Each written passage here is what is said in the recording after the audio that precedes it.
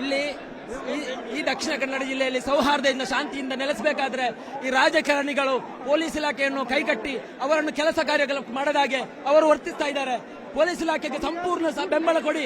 ಅವರು ಈ ದಕ್ಷಿಣ ಕನ್ನಡ ಜಿಲ್ಲೆಯಲ್ಲಿ ಶಾಂತಿ ನೆಲೆಸಲಿಕ್ಕೆ ಅವರು ಕೆಲಸ ಮಾಡ್ತಾರೆ. ಇದು ಕಮಿಷನರ್ ಅನ್ನು ವರ್ಗಾವಣೆ ಮಾಡಿ ಏನು ಪ್ರಯೋಜನ ಇಲ್ಲ. ಇವರು ಹೋಗಿಕೊಂಡು ಇವರಿಗೆ ಕಾಲ್ ಮಾಡಿಟ್ಟು ಇಲ್ಲಿ ಗಲಭೆ ನಿಲ್ತದ ಇವರ ಅಂಡರಲ್ಲಿ ಇಲ್ವಾ? ಯಾರ ಉದ್ರೇಕಕಾರಿ ಭಾಷಣ ಮಾಡಿದ್ರೆ ಅವಾಗಲೇ ಅರೆಸ್ಟ್ ಮಾಡ್ಲಿಕ್ಕೆ ಇವರಿಗೆ ಆಗುದಿಲ್ಲ. ಅರೆಸ್ಟ್ ಮಾಡ್ಲಿಕ್ಕೆ ಬಿಡದವರು ಯಾರು? ಪೊಲೀಸ್ನವರು ಮಾಡ್ತಾರೆ, ಯಾರು ಬಿಡದವರು? ಈ ರಾಜಕಾರಣಿಗಳು ಯಾರು ಅಂತವರು? ಅವರ ಕೆಲಸ ಕಾರ್ಯಗಳು ಮಾಡ್ಲಿಕ್ಕೆ ಬಿಡ್ಲಿ ಇವರ ಕೈಗೊಂಬೆಯಾಗಿ ಪೊಲೀಸ್ ಇಲಾಖೆಯನ್ನು ಕೈಗೊಂಬೆಯಾಗಿ ಇಟ್ಟುಕೊಂಡು ಇಲ್ಲಿ ಜನಗಳನ್ನು ಸಾಯಿಸುವುದು ಇದು ನ್ಯಾಯನ? ನಮಗೆ ದಕ್ಷಿಣ ಕನ್ನಡ ಜಿಲ್ಲೆಗೆ ಸೌಹಾರ್ದತೆಯಲ್ಲಿ ಬೆಳೆಸಲಿಕ್ಕೆ ಬೇರೆ ಏನು ಬೇಕಾಗಿಲ್ಲ. ಇಲ್ಲಿ ಪಕ್ಷ ಯಾವುದೂ ಅಗತ್ಯ ಇಲ್ಲ. ಇಲ್ಲಿ ಒಳ್ಳೆ ಸಾಮರಸ್ಯದಲ್ಲಿ ಇಲ್ಲದಿದ್ದಾರೆ ಏನೂ ಇಲ್ಲ.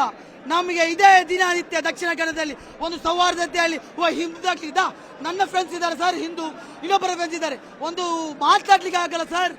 ದಕ್ಷಿಣ ಕನ್ನಡ ಹಂಗೆ ನಾವು ಜೊತೆಯಲ್ಲಿ ಹಿಂದೂ ಮುಸ್ಲಿಂ ಅವ್ರ ಜೊತೆಯಲ್ಲೇ ಇರುವವರು ಎಲ್ಲರೂ ಯಾರಿಲ್ಲ. ಇಂತಹ ಘಟನೆ ಆದಾಗ ಅವರ ಮುಖ ನೋಡ್ಲಿಕ್ಕೆ ನಮಗೆ ಬೇಜಾರಾಗ್ತದೆ. ಅವರು ನಮ್ಮನ್ನು ಮಾತಾಡಿಸಲಿಕ್ಕೆ ಬೇಜಾರು. ಇಂತಹ ಪರಿಸ್ಥಿತಿ ತಂದಿಟ್ಟಿಲ್ಲ ಇಲ್ಲಿ ರಾಜಕಾರಣಿಗಳು. ಯಾಕೆ ಇವರು ಈ ತರ ಮಾಡೋದು? ಇಲ್ಲಿ ಜನರನ್ನು ಸಾಯಿಸಲಿಕ್ಕೆ ಬೇಕಾಗಿ ರಾಜಕಾರಣ ಮಾಡೋದಿದೆ. ರಾಜಕಾರಣ ಬೇಡ ನಮಗೆ. ರಾಷ್ಟ್ರಪತಿ ಆಡಳಿತ ನಡಲಿ, ಯಾವುದು ಬೇಡ.